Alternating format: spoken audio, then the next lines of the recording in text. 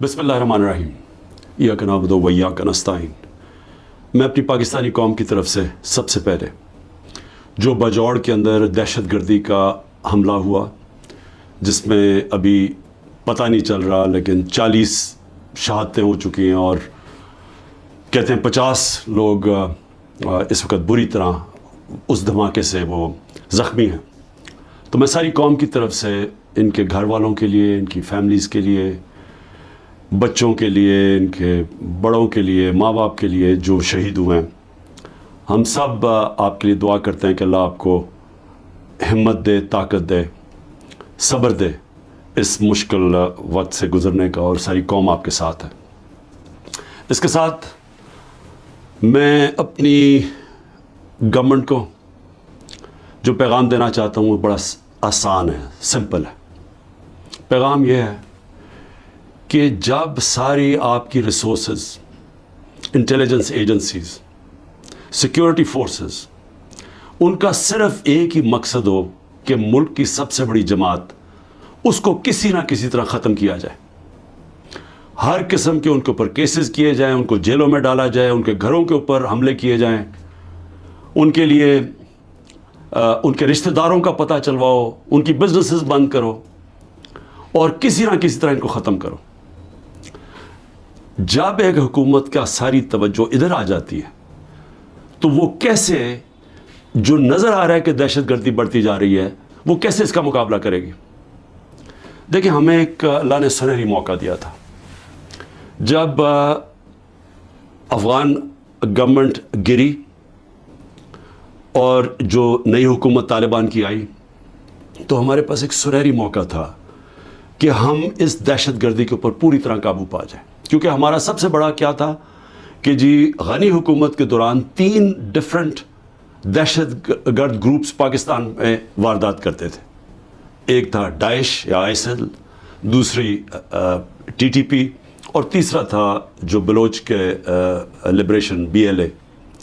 तो हम उनसे बड़ी कोशिश करते थे लेकिन कोई हमारी मदद नहीं करते थे। तो तालिबान जब गवर्नमेंट आई तो याद रखें कि पाकिस्तान वाहिद मुल्क था जिनके सबसे बेहतरीन ताल्लुकात थे तालिबान से, क्योंकि पाकिस्तान ने दुआ की टॉक्स करवाई, अमेरिकनों को इनके साथ बैठाया, तो सबसे करीब तो हम थे। तो असूलन तो हमें सीधी तौर उसका फ़ायदा उठाना चाहिए था, और ये जो ट्रांजिशन थी जिसमें वो हमारी मदद करने के लिए तैयार थे कि जो टीटीपी को यहाँ सेटल करना था उसमें हम पूरी तरह तवज्जो देते, उनका बंदोबस्त करते कि जब वो यहाँ आना था उस मसले को वहाँ हल करते, और वहाँ गवर्नमेंट पूरी तैयार थी मदद करने के लिए। लेकिन तवज्जो वहाँ से हट गई, गवर्नमेंट जैसे हमारी गई वहाँ से तवज्जो हट गई, और उसके बाद आहिस्ता आहिस्ता हम देखते आ रहे हैं कि ये दहशतगर्दी बढ़ती जा रही है।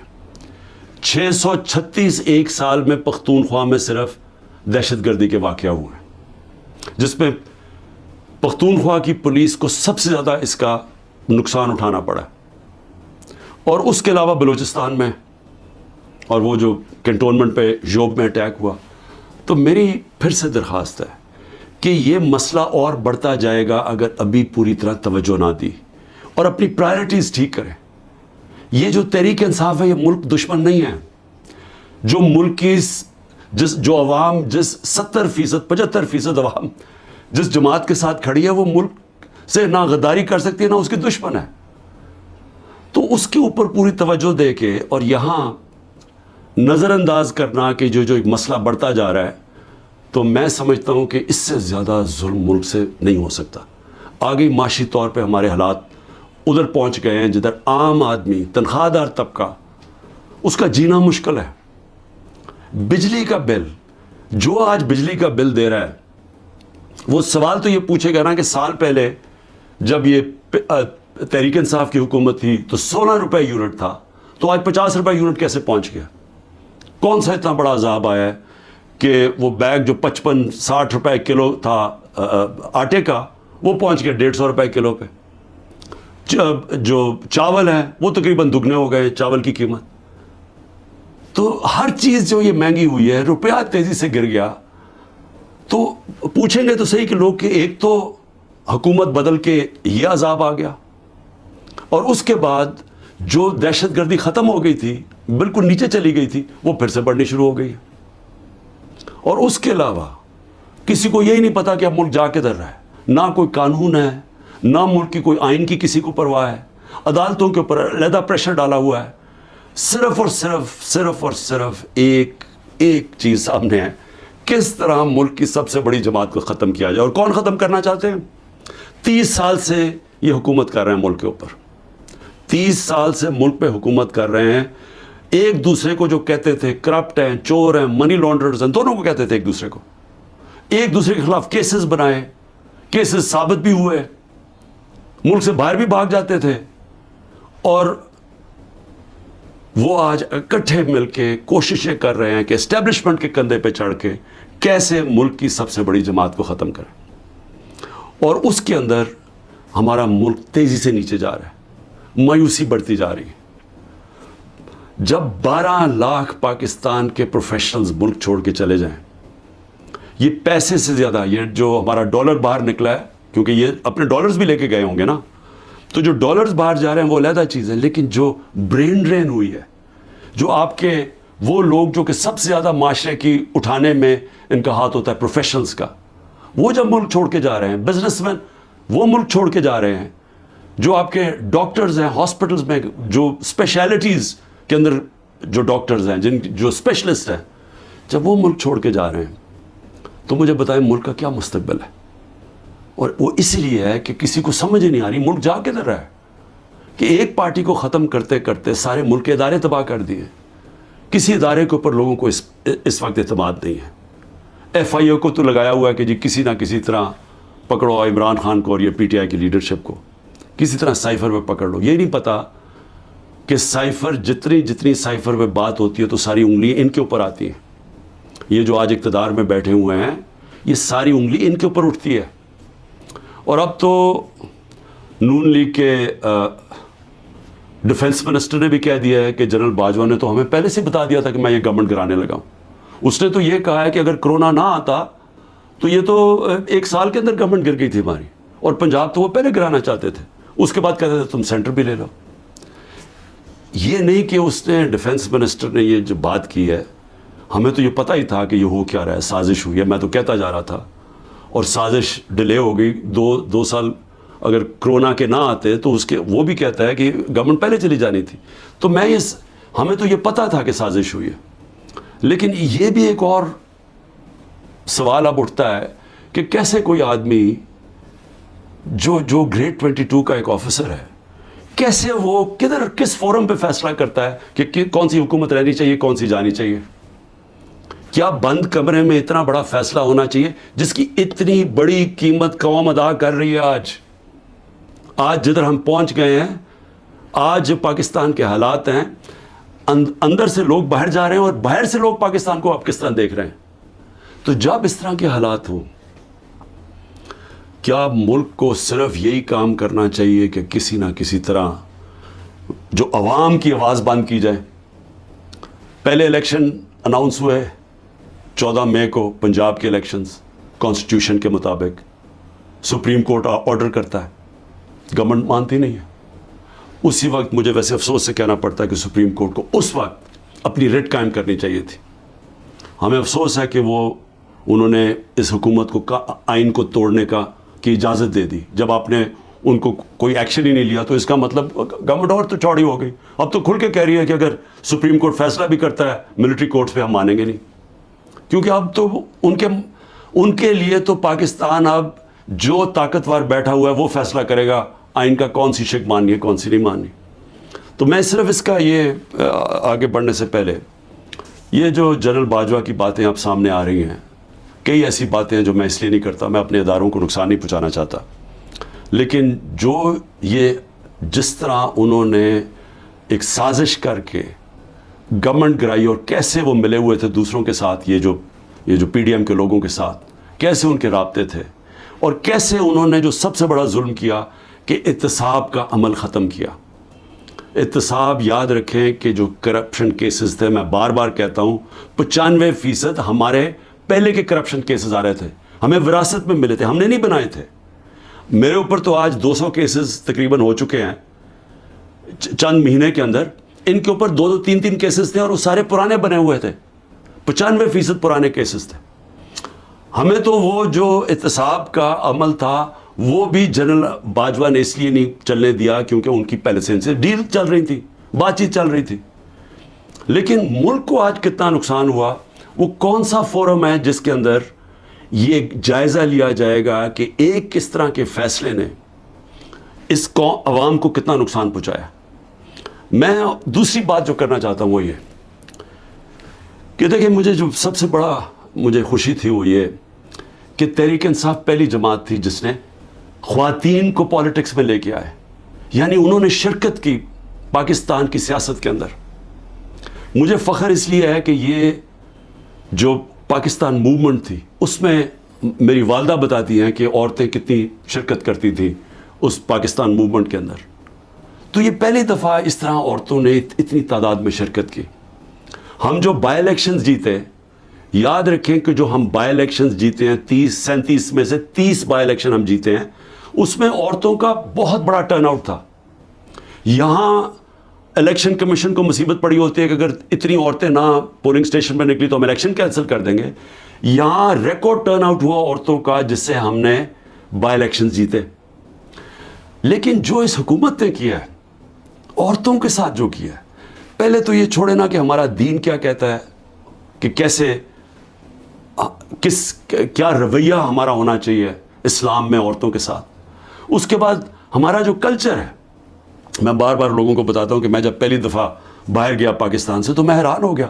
اس طرح کی عورتوں کی عزت باہر نہیں ہے، مغربی معاشرے میں نہیں ہے جو کہ ہمارے معاشروں میں ہے. اور جس طرح عورتوں کو سڑکوں پہ گھسیٹا، جس طرح ان کو جیلوں میں ڈالا، جس طرح ابھی تک جس طرح عورتوں کو جیلوں میں رکھا ہوا ہے. اور میں یعنی حیران ہوں کہ کیا ڈاکٹر یاسمین کسی جلانے گھرانے یہ بلڈنگ جلانے میں تھی ملوث؟ کیا عالیہ حمزہ تھی؟ کیا طیبہ تھی؟ کیا صنم تھی؟ کیا ختیجہ؟ انہوں نے کوئی بلڈنگ جلائی ہے؟ ان کو اتنی بڑی سزا کہ 80 دن سے یہ جیلوں میں ہیں. اور بھی عورتیں، کوئی جیو فینسنگ میں کوئی عورت مل گئی اس کو پکڑی جیلوں میں ڈال دیا. اور ان کے بچے ہیں اور اس کے باوجود ان کو جیلوں میں رکھا ہوا. یہ کون سے معاشرے میں ہوتا ہے؟ اور یہ پرامن احتجاج تھا. پرامن احتجاج آئین ہمیں حق دیتا ہے. یہ پاکستان کا قانون نہیں توڑا تھا کسی نے. جو لوگوں نے جا کے کور کمانڈر ہاؤس جلایا تھا اس کے اوپر پوری تفتیش ہونی چاہیے اور سزا ملنی چاہیے. لیکن ان کو بھی تفتیش کریں.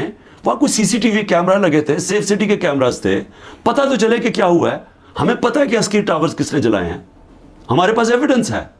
ریڈیو پاکستان کی ایویڈنس مل رہی ہے کہ پشاور کس نے جلایا.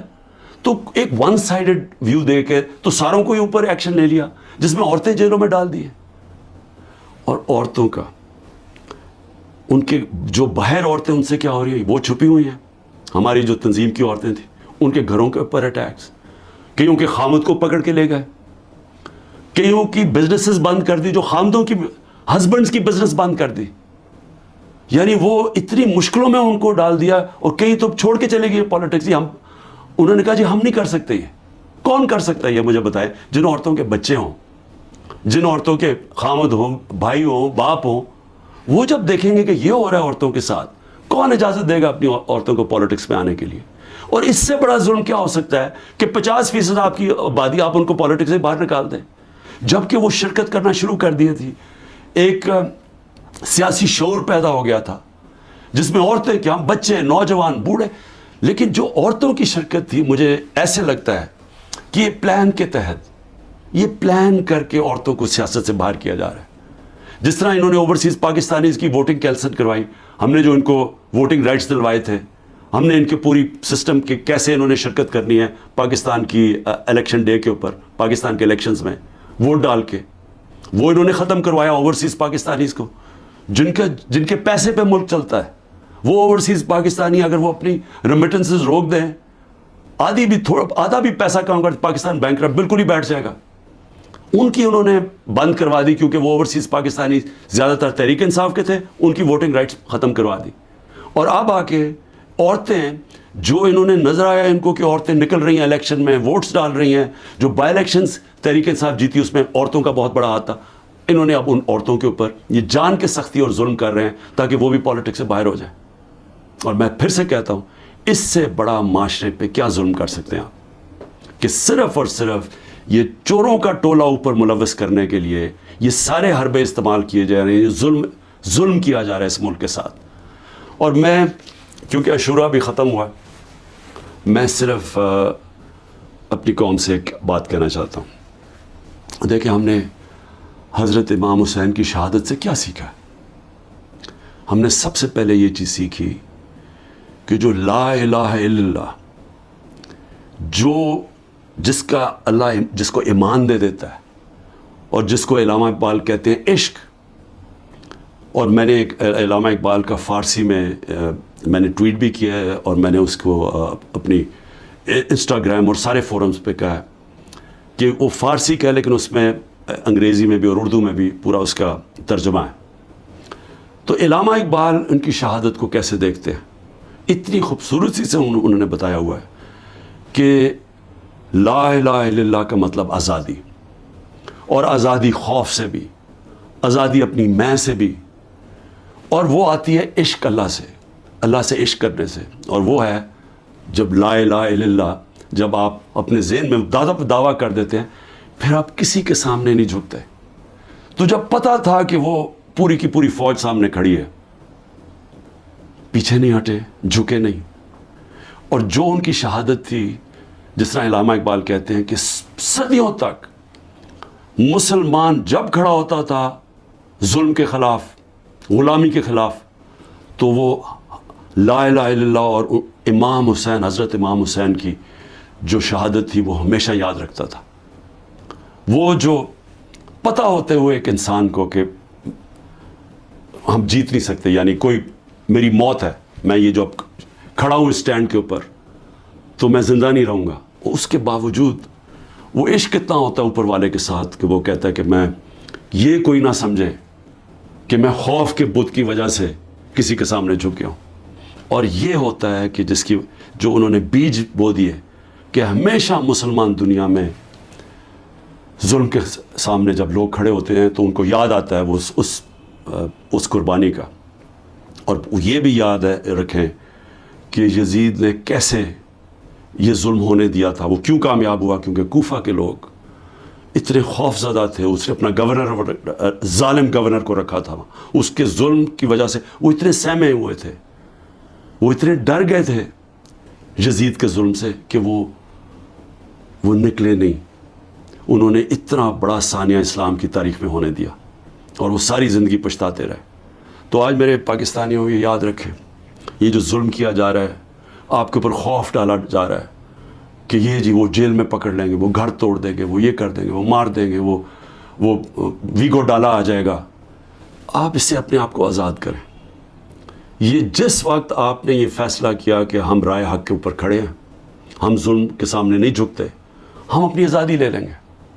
ہم یہ چھوٹا سا طبقہ جو ٹولہ اوپر بیٹھ کے سارے ملک کے وسائل کے اوپر بھی قابو کر کے بیٹھا ہے, چوری یہ کرتا ہے, ملک پیسہ باہر بھیج دیتا ہے, احتساب جو عام لوگوں کے لیے چھوٹی چھوٹی چوریوں میں لوگوں کو جیلوں میں بھرا ہوا ہے, اور جنہوں نے نہیں بھی چوری کی طاقتور کے سامنے وہ آتا ہے اس کو جیلوں میں ڈال دیتے ہیں. لیکن ان کے لیے NRO مل جاتا ہے ان کو. اگر ان کے ظلم کے خوف کی وجہ سے ہم ڈر جائیں گے تو ہمارے سامنے بدترین قسم کی غلامی ہے. اور اگر یہ اس موقع پہ, تاریخ کے اس موقع پہ ہم کھڑے ہو جائیں گے, ہم اپنے آپ کو آزاد کر دیں گے. اور آزادی آئے گی انصاف سے, جب ہمارے حقوق کی ہمارے عدالتیں حفاظت کریں گی, جب کسی کی جرت نہیں ہوگی کسی کے گھر میں گھس کے توڑنے کا, کسی کی جرت نہیں ہوگی جھوٹا کیس کرنے کے لیے. میرے اوپر 180 سے اوپر کیسز ہیں. میں پچھلے 2 مہینے میں تقریباً 350 مختلف کیسز کے اندر عدالتوں میں جا چکا ہوں. ایک دن میں 19 کیسز کا میں نے سامنا کیا, اور میں یہ کرتا جاؤں گا. ہو سکتا ہے کہ میں نہ کر سکوں, یہ مجھے جیل میں, کیونکہ پوری کوشش کریں جیل میں ڈالنے کی, میں اس کے لیے تیار ہوں. لیکن میں یہ بتانا چاہتا ہوں کہ یہ جو مرضی کر لیں, میں کھڑا ہوں. میں کسی صورت یہ ان کے حربوں کی وجہ سے, ان کے ظلم کی وجہ سے میں کسی صورت ان کے سامنے جھکوں گا نہیں. اور میں یہ چاہتا ہوں آپ بھی, ساری قوم فیصلہ کر لے کہ ہم یہ ظالم کے سامنے نہیں جھکیں گے, اور انشاءاللہ ہم آزاد ہو جائیں گے. پاکستان زندہ باد.